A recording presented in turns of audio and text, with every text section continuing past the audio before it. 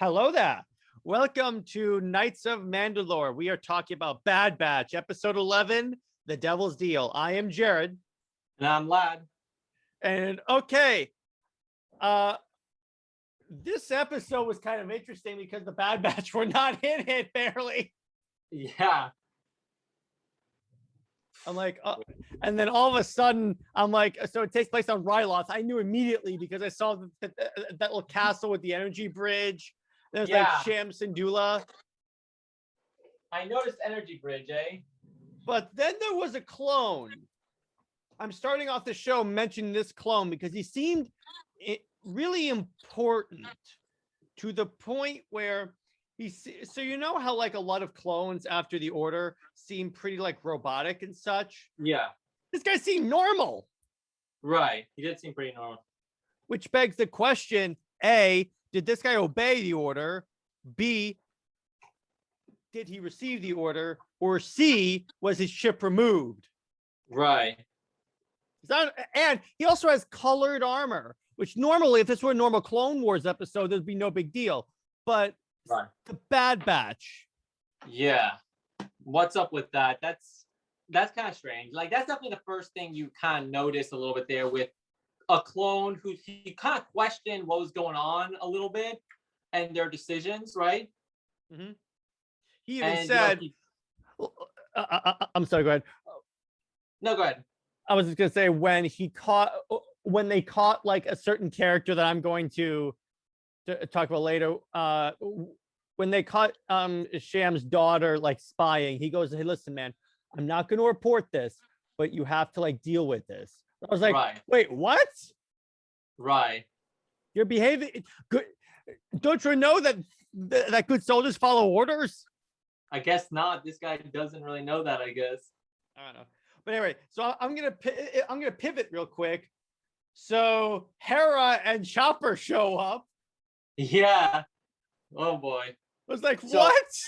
It actually seems like the episode focuses on the Syndulla family, you know, Hera Syndulla, her mother, who we see for the first time, and you know, Sham Syndulla, and who Gobi.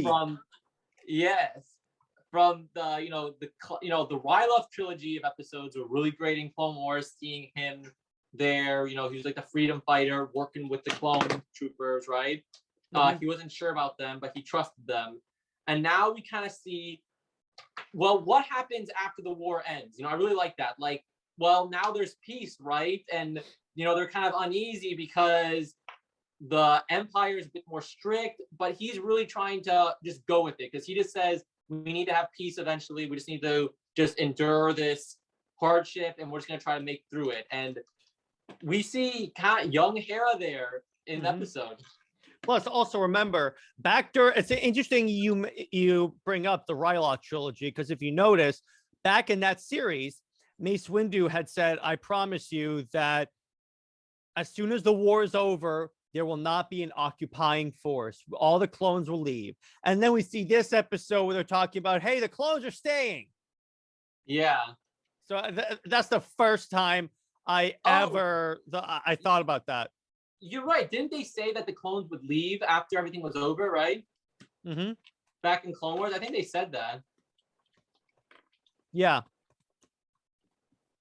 Yeah, that was the condition of Sham Syndulla's assistance in overthrowing Wat Tambor. He said, listen, no clones are going to stay. We're just here as long as it takes for us to get the droids out. Once the droids are out, we're gone. I forgot about that. And I'm like, bro, obviously the Empire has a different promise. So that was interesting. And again, Chopper, I was like, oh man. Yeah. Actually, first I saw Chopper. I was like, what's that? Oh, it's Chopper. And then all of a sudden she comes up and I'm like, oh my gosh, I know you. Because she was in like Rebels. She was in Squadrons. She was like the commander in Star Wars Squadrons. Oh, really? She was? That's so cool. Yeah, Hera's there. I'm like, oh my gosh, this is so cool. That's really cool. Because I actually enjoyed Rebels. There was a period where I watched Clone Wars and then I went to Rebels and I just binged the entire thing. Fantastic. Yeah.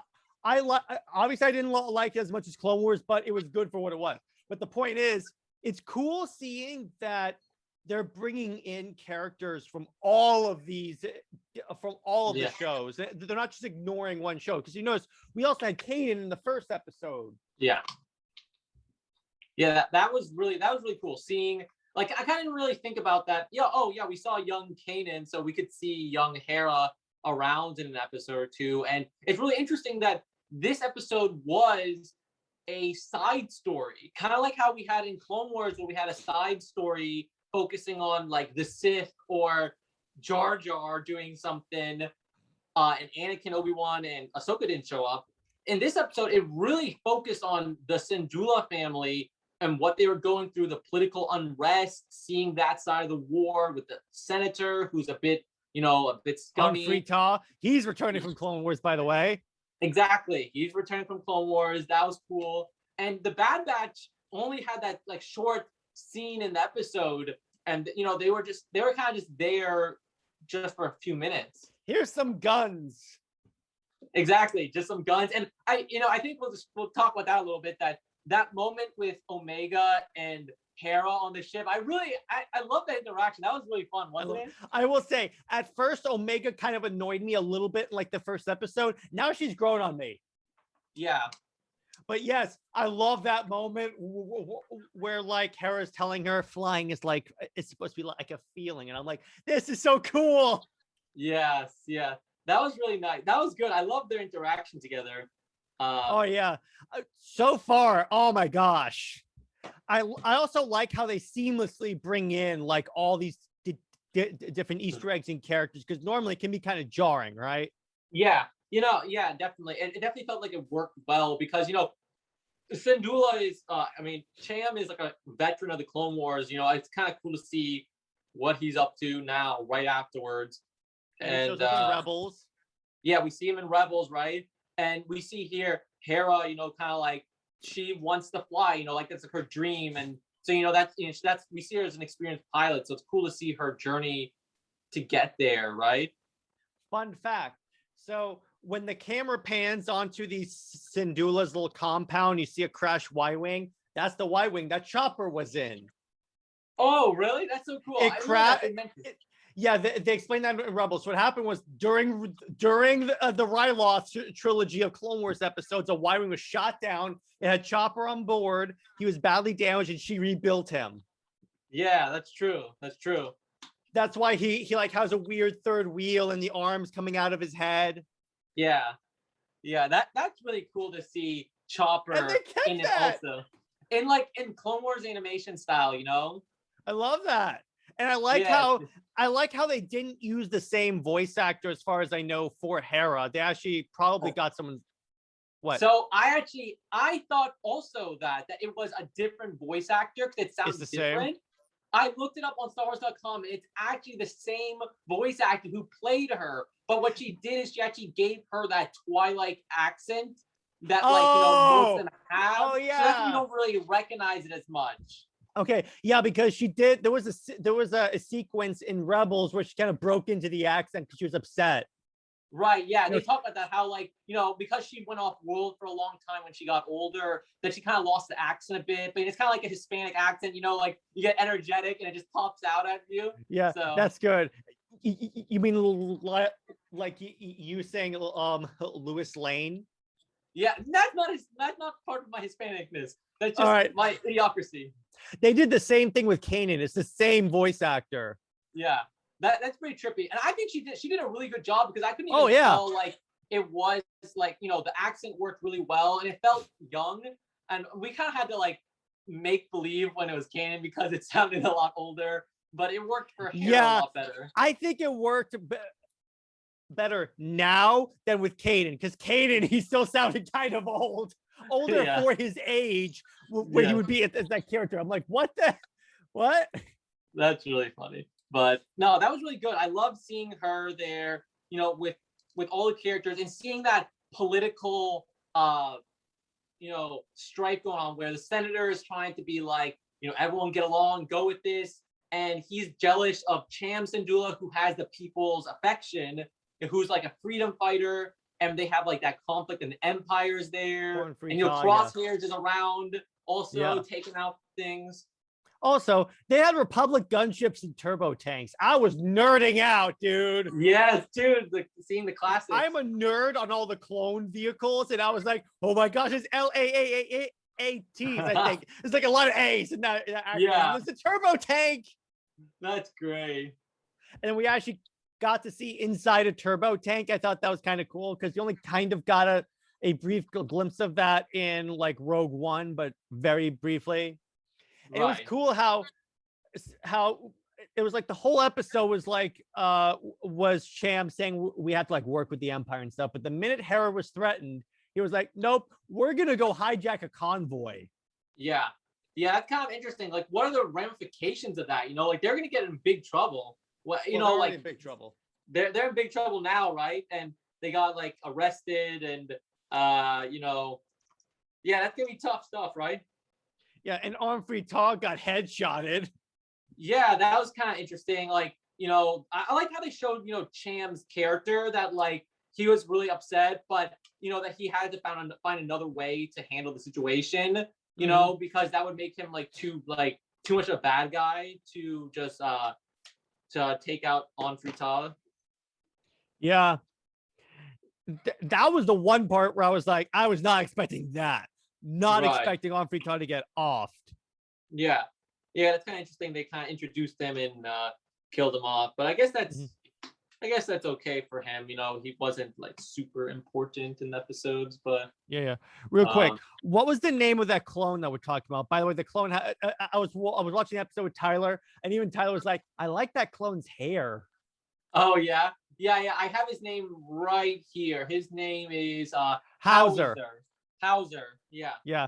Jeez. Yeah, I was like, wait. First off, also, I noticed how like most of the clones kept their helmets on all the time, but this guy was like, nope, it's all cool. Yeah, there's definitely something interesting. Like that's kind of weird that they so very, you know, not even subtly, they just put him out in the open like that, showing that he questions orders, showing that he has, you know, his hair and he has the clone colors, you know, like all those things.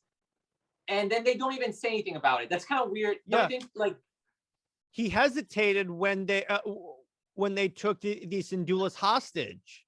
Right. I was like, man, this guy, I don't think this guy has a chip. Right. Yeah. Or it's malfunctioning. Like it malfunctioned, or it's like it just didn't.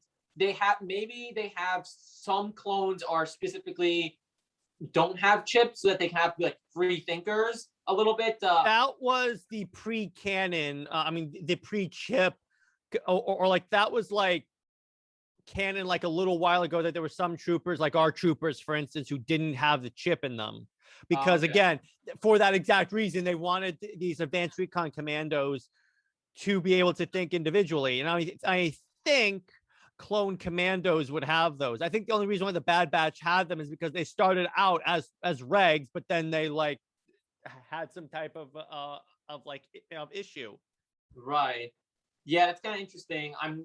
I wonder what like the current like canon answer to that is. Like, is it just assumed that like all clones have the chip, or there's some exceptions?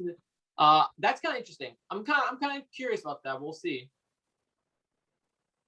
But I love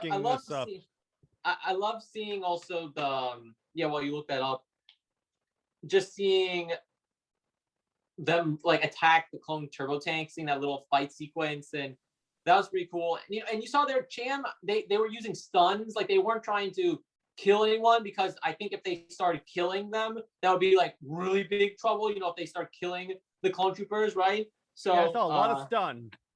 Yeah, a lot of stun. Now here's a question.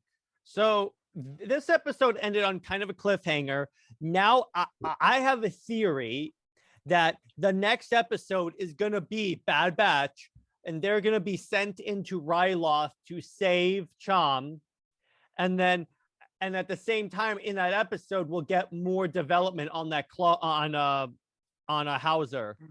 That's a good point. Do you think? Okay, so that's the question. Do you think that we're gonna see the next episode of Bad Batch showing up, or do you think we're just gonna like, you know, this is kind of like a conclusion, and we're gonna cut away back to what the Bad Batch is doing? Nope. I think it's going to be the Bad Batch going in to save Chom because we know he gets out of Imperial custody at one point because he could not have shown up in Rebels. Right. Cham Syndulla. Yeah. I mean, it's a good question. Like, I mean, it could. You know what I'm envisioning now is that that Admiral dude. I forget his name. Admiral Stuck Up. He was. That's good. I like that. He was very aware of the fact that Cham Syndulla had the people's affection, that they all listened to Cham, and that he didn't want to create a scene with Cham. Like, basically the people, if something happened, if they, do something to Cham, the people are going to riot. So I could see something where Cham gets in trouble, but they don't necessarily execute him. Maybe they just put him in prison for a little while, as assuming he goes on good behavior. That way they keep the people in line, Yeah. I feel like something like that could happen because that Admiral dude seemed like he had a little bit of common sense. Like most of the Empire would just be like, that's it, we're going to execute him. But this guy seemed like he knew what he was doing, And I agree with you on that. Also, what do you think the Empire was like mining? Because that area seemed really heavily guarded for like a mining operation. And even Sham's wife commented on this. Yeah, that's true. I forgot about that. Full on anti-aircraft cannons. I'm like, wait a second. There's something important in here. Yeah. Interesting. So I think yeah. 2-episode arc. That's cool. Yeah, that's an interesting question. Yeah, I mean, I think you could be right about that. That we're gonna see that be the next episode. We're gonna focus with the Bad Batch coming in there. Yeah, because there were too many like I don't want to call them plot holes, but there's too many like loose threads for them to just end it here. Right. Plus, it would make sense that it's like maybe Hera is the one who hires the Bad Batch. He tells Sid, I need you to get my father out and we'll pay you. Right. Yeah, it's kind of interesting, right? Yeah. So there's like a lot of different ways this can go. And I think, honestly, here's a theory. If they go my way in the next episode, I think Hauser hesitates and won't like kill the Bad Batch or anything like that. And then Crosshair kills Hauser. Yeah, I could see something like that. Like, I feel like he wasn't so sure if he was actually going to pursue her. Like maybe he was going to let her escape or something. Yeah. I keep going back to that statement where he said, listen, Sham, I'm not going to report this.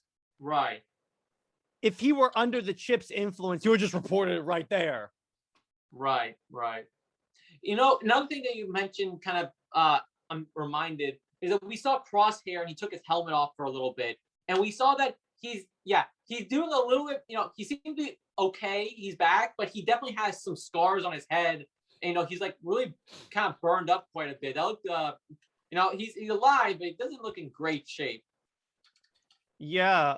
And what I'm wondering is where is the chip on a clone's head? Because I think it's more toward, I think it's on the other side, honestly, because I think Rex had the Band-Aid on the other side. Yeah, I think you're right. But yeah, do you think that we could be going toward an actual confrontation between the Bad Batch and Crosshair, at which point Crosshair's chip is deactivated? That's a good question, right?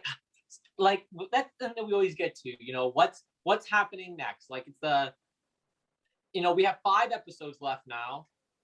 5 episodes left, and maybe one more episode on Ryloth, focusing on the Bad Batch coming in to do a rescue op or something.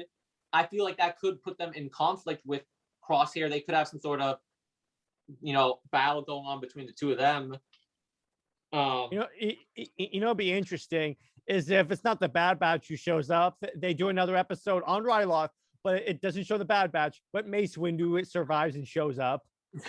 Mace like Windu. He owes Sham a favor. Yeah.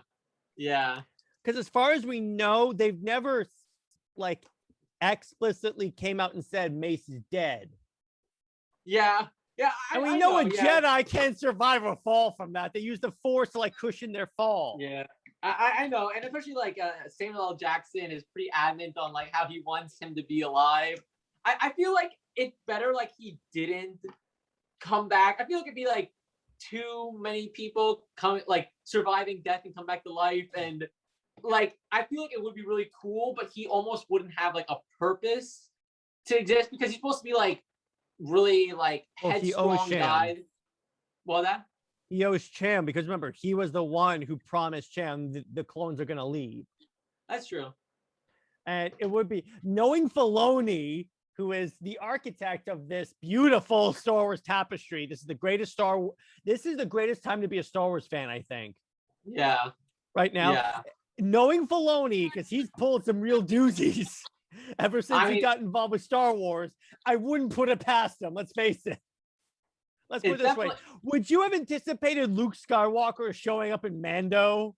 Yeah, that's true. I mean, like, I'm honestly like anything's really possible with Filoni on the leadership here, but I guess we'll have to see what happens, right? Like, I don't think we're done with characters returning, characters being introduced, stuff like that. So I guess we'll have to keep an eye out for it. And what they can do is they can make they can make it so he's emotionally broken because remember he was betrayed by Anakin. He feels like a failure because the order was destroyed. So you can make it where he's darker, but he's basically a vigilante helping people who need helping. And then he heard about Sham. He's like, I kind of owe this guy. Yeah, that's true. That's a good point. Yeah, I could definitely see that. And there's another possibility that Hauser could be an informant for Rex's little guys. That's why he acts differently. Yeah. Okay. All right. Okay. So my question for you, like, we're obviously seeing a lot of people show up in Clone Wars and returning from Clone Wars, being introduced from Rebels. Who is your one person you really want to see show up in the Bad Batch? Like returning character. That's a really good question, bro. Like any character, like even I guess Revan could be in the table if they went to a Sith temple or something like that. But I feel like that's a little bit of like, and they did like a flashback, but I feel like we want Revan to be introduced properly, not just like as a cameo. Oh yeah, he needs like an epic entrance considering how long he's been like decanonized. Right. So like a character you want to see return honestly or introduced. Probably Bo-Katan. Bo-Katan, that's a good one. That's a really good one. We haven't either seen her or Ahsoka. Yeah, that's true. I forgot. Yeah, we could see Ahsoka at one point or another. It could happen. I would have said Rex, but we already had him. Yeah, I think. No, actually. Yeah. One more. Cody. Okay, you're two. Okay, I have two also. Your two is Cody and who is the other one? Like Ahsoka, you think? A tie between Ahsoka and Bo-Katan. Either of those. Okay, that's fair. That's fair. That's good. Okay, so who are your three? Okay, so mine, at least, okay, I really want to see Hondo and Naka show up again. I need Hondo. Hondo is the best character in Star Wars. Gentlemen, Kenobi, Skywalker. He's like the Loki of the Star Wars. He is the Loki. He's that's like the true. bad guy. He's like causing trouble, and he's like a legitimate bad guy in some episodes where he's like trying to steal from people and causing trouble. But then other times he's like, oh yes, I'm a friend. But he has honor. But he has honor because remember, he's the one who convinces Boba to talk to the Jedi. He goes, it's the honorable thing to do. What your father would have done. Yeah, exactly. Yeah, Hondo's a great guy, and we see him in Rebels. He's shown up in every single animated series. I'm waiting for him to show up in Mando. Yeah. Oh, I would love to see him in Mando. So it's totally possible. They actually have a in the Star Wars Galaxy's Edge theme park over in Disney World and Disneyland. They have in one of the rides, they have an animatronic Hondo Anaka there. And it's at the Millennium Falcon ride. It's supposed to be that the story with it is that Chewbacca came there to get some repairs done on the ship. and then Hondo said like I think something like, oh, I'll get you the parts, but while you're here, let me use your ship to run a few operations because the Falcon's really fast. And that's when the park visitor comes on board the ship and they get involved in some hijinks that's happening. Okay. But Hondo's actually like has an animatronic figure that actually looks like live action type character. And he's actually has his voice like as in this ride itself, like the narrator, and he's talking to you and stuff like that. So it could totally happen. I want to see it in Mando. Yeah, it could totally happen. Who else? Okay, so the next one, another one, a controversial one, but hopefully among us prequel fans, it's not Jabo Hood, is it? Oh, I know what this is. Oh God. You a-hole. I really want Jar Jar needs to come back. I'm telling you, everyone, listen to me. Okay, let's get the light on me. Misa, no think so. Jar Jar needs to come back in an episode of Bad Batch. He's a senator, kind of representative. Not anymore. The gun. Okay, of the Gungans. I think it's later when he gets kicked out of the Republic. It would be hilarious if they do show him, but he's in his, but he's a jester now. Yeah. I know he's eventually going to end up being like a jester. That's what they said in the books. But I feel like he could still be a senator for now. I think it's more like post episode 6. I just really love it because we saw him in Clone Wars and that was great. But remember they thought he was a Jedi, and then he's not the Jedi. Yeah. And like getting into funny situations, and and he actually had a few episodes. Remember when he actually negotiated a trade deal, and where he saved Obi-Wan and Anakin from Hondo. Exactly. Remember when he teamed up with Mace Windu against the Night Sisters? Oh. Somehow I knew one of your choices was going to be Jar Jar. As soon as you said controversial, I was like, oh no. I feel like we need to see it. I think it would be really. I think it'd be cool. Like, I think it'd be a really funny character. Next thing you know, you'll be saying Darth Plagueis. Flashback. Yeah. So I think those are probably my 2 ones that I really want to see, like people returning. I guess if I gotta give like one cool character I really want to see come back. What would be one that if it showed up in Bad Batch, it'd be comparable to Luke and Mando? Oh man. I mean, actually, I got one more. Can I have one more? Yeah. Darth Vader. Okay, yeah. And you're right. Darth Vader is the character. He needs to show up at some point. Like it has to happen. We know he's Vader at some point because of the last scene of Clone Wars. Yeah, like they already animated him. They are. He's in this animation style. Yes, exactly. It's only a matter of time till it happens. Until they bring in Vader. That would probably be like, I think I'd have to go with this. I really want to see Vader probably as like my one really cool guy I want to see in it. Yeah. I hope there's some characters that we keep off limits a little bit though. Like I feel like I want to keep Yoda and Obi-Wan off limits. Keep them away. Like it made sense for Luke Skywalker as a kid. Yeah, they do Luke Skywalker. Oh, I got it. No, what if they do a Luke Skywalker thing? It's a recreation of the scene in Mando, but it's Luke pretending because he'd be like 10 years old, so he's just whacking things with a stick. Yeah. He's just like, he'd be a baby. Yeah. That'd be so funny. Yeah, that'd be crazy, dude. He makes like a thing of Mando and he goes, are you a Jedi? I am. And then it turns out they'll canonize it that in that moment in Mando, he was like, I created this when I was on Tatooine. Yeah. Oh boy. What clones do you want to show up? Ooh, clones. Yeah, that's like a really good question. I want to see like who. That's a good question. Like, I mean, Cody. I feel like Cody's almost the only one I remember at this point. He's still alive.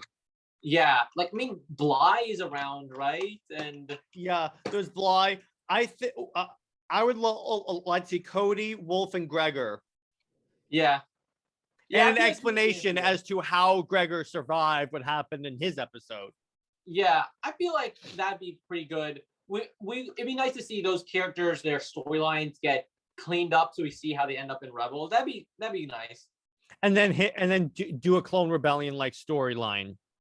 Huh. That Yeah, I really want that. yeah. Jeez. All right. So overall, I'd give this episode another 10 out of 10. There's been no like really bad episodes, I would say. Yeah, dude, this is episode 11, and it's like really, really fun stuff so far. And this episode sets a precedent on we can have an episode that doesn't focus on the Bad Batch, kind Yeah. of like Clone Wars. So, I mean, I think we mentioned a story that we wanted to see that would have been really cool, like something of the underworld, maybe, or something like that. Or, Yeah. oh, like a Boba episode, seeing Boba and Cad Bane doing something together or something. Or maybe seeing that arc, because they never really showed when that takes place in Clone Wars, Yeah. when they have the standoff. Yeah, yeah. It definitely seems like that a story already happened with that head plate he has now. Yes. We could definitely see an episode though with Boba and Cad having to work together something, and they do like little flashbacks in the episode that show that animated. I think that's the best way to or like to do that. Or that like Cad is annoying Boba, and Boba goes, "If I had just aimed a little more to the right." Yeah, exactly. But yeah, that's great. I definitely like that. So I think we already talked about where we think this series is going. We talked about which characters you want to bring in. I gotta say, I love Hauser's hair. That just looks that's the coolest haircut I've ever seen a clone trooper have. Yeah, I think you're right about that. Oh man. Here's a question though, and I had this conversation with Tyler. What battalion do you think this is? Because ordinarily I'd say 501st, but that's too light blue to be 501st. Yeah, that is a good point, right? It is pretty light blue. Now, what I was thinking, and I was talking a lot about this before we started recording, in the Force Unleashed, if they're canonizing that ranking structure, the stormtrooper commanders, albeit a little darker blue again, had blue accents on their armor. So it was the white and then blue. That's the only explanation that could possibly make sense as to why he has the colored armor, because he's a commander. He's a pretty high up doing the rank structure. Yeah. That's a good point. Let me see. He's actually a captain. I'm looking up Captain Hauser's Clone Rebellion. Yeah, I'm also checking out StarWars.com. That has like a little like character bios and stuff like that to see if we can find anything. Also, I'm trying to see like, is Gobi, that blue Twilight dude, was he in another episode of Clone Wars? He was. Okay, yeah. He was in all of the Ryloth episodes. Yeah, okay, now I see it. He was okay, I didn't know that. I kind of forgot about that. He was in those Clone Wars Ryloth episodes, and he was in Star Wars Rebels also. I guess we saw him on the side there. So that's kind of interesting to see that he survived whatever's happening here. And I guess him and Cham made up a little bit, they're working together. Yeah. So that's cool. I like that. I love that continuity there, even if I kind of forgot he existed. Apparently, so many people are still theorizing how the hell they're theorizing about Hauser and the inhibitor chip, because another possibility that I just saw in here is it possible that the order is wearing off? Maybe that's another possibility also. I wonder. Because that could be another reason why the Empire abandons the clones and goes toward a more conscript army. Right. That's a good question, actually. Yep. Because as far as I know, from what I could see of his head during the episode, he didn't have a scar or anything up here that would indicate that he had his chip removed. So the only explanation for that would be he still has it in him. But if he still has it in him, how come A, he takes off his helmet, B, he doesn't report, and C, he hesitates to follow orders? Right. Yeah. Like, why is that, right? Yeah, I feel like he's going to be the wild card that explains a lot of what's going on. Yeah, I think you're definitely right about that. We're gonna have to see, what's his deal, right? Like what is happening there. I mean, another explanation that I thought of is, so what if he's another like defective clone? That's possible. Yeah, like another defective one. That's definitely it could be. Yeah, and it could be that Lama Su only told the Empire there were 5 because they wouldn't be searching for another one. That's possible. That's definitely that could be. Could be, and his defect is just the inhibitor chip did not work. That's it. That's all he is. And then he joins Yeah. the Bad Batch. It could be that he takes Crosshair's place on the Bad Batch. Like eventually he says maybe in the next episode, I'm done. I'm done with this Empire, because once again, it didn't seem to sit well with him that Omfrey Tar got headshotted. Yeah, that kind of felt like I kind of wonder why they did that. Like I wonder if they're gonna try to frame Syndulla Cham for doing it or something like that. Like for the people, like maybe they said that. I think that they said that. Yeah. So I guess we'll see what happens with everything there. And honestly, I think Hauser is gonna break him out. I think you're right about that. Yeah, I think he's definitely gonna be something there. And then once again, I think he'll take Crosshair's place on the Bad Batch.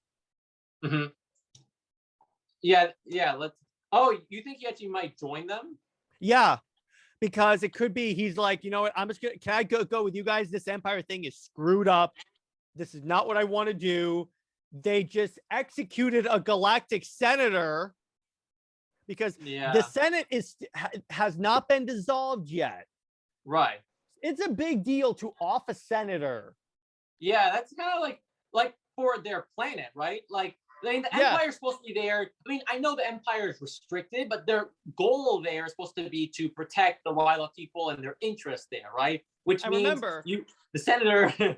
Yeah, I remember the clones were intended to protect the Republic, or in this case, the Empire, which includes these senators. They're supposed to be, because remember, the clones justified as we're the good guys, we're following orders. If you're offing the people you're supposed to protect, are you really the good guy? Yeah, that's a good question. So he could say, you know what, I'm done. I'm not dealing with this anymore. And then it could be possible he's in the process of leaving, and then he's shot by Crosshairs. Right. Yeah, that's very interesting. I guess we'll have to definitely keep an eye out and see what's going on here. Like, I wonder if they're introducing, if they're introducing the concept that maybe there's a few clones that weren't with the chip. Ooh. That way they can. Yeah, go ahead. That's another thing. In the Rex episode, he did mention there were some clones that it just didn't work. I thought it said that there's other people that are following him. I thought he said there were some clones that the chip did not turn on or something like that. Or in your case, it makes even more sense that he could be like a mole for Rex. Mm-hmm. That's true. That's definitely true. I wonder if they're introducing. I guess we'll see how they play it up. Like, is it just a one-off character? Are there multiple couple people that didn't work with that? I wonder if like they're doing this to help with the canon a little bit, because there may have been a few storylines that had characters, clones that disobeyed orders, and then with the chips, it kind of makes it hard to explain it. So they're like, oh, we'll just say that a couple of clones, one-off clones, don't have it. Well, I guess we'll see. It's interesting. Yeah. Well, who knew one seemingly minor character could inspire so much discussion? I know, right? Oh man. All right, so we'll see this Friday, as a matter of fact, if A, the next episode is on Ryloth, and B, if Hauser plays any part whatsoever. Yep. All right, everyone. Hope you enjoyed this episode. We will be doing an episode reviewing Black Widow after we see it tomorrow. Mm-hmm. It'll probably be up on like on Wednesday or so. And then Yeah. also I want to make sure to keep advertising. We started an X-Men themed show that's basically like this. It's basically like our flagship Under Two Capes podcast, but it's basically just X-Men themed. And our flagship show has reached 1,000 plays. So for those of you that listen to Under Two Capes, thank you very much for listening to our rants and rambles, and Lad continually giving me hot takes on comic books. Yeah. Listen, bad publicity is still good publicity. Any publicity. It's publicity. All right, we're good. All right, guys, have a good one, and remember, hand shot first. McClunky.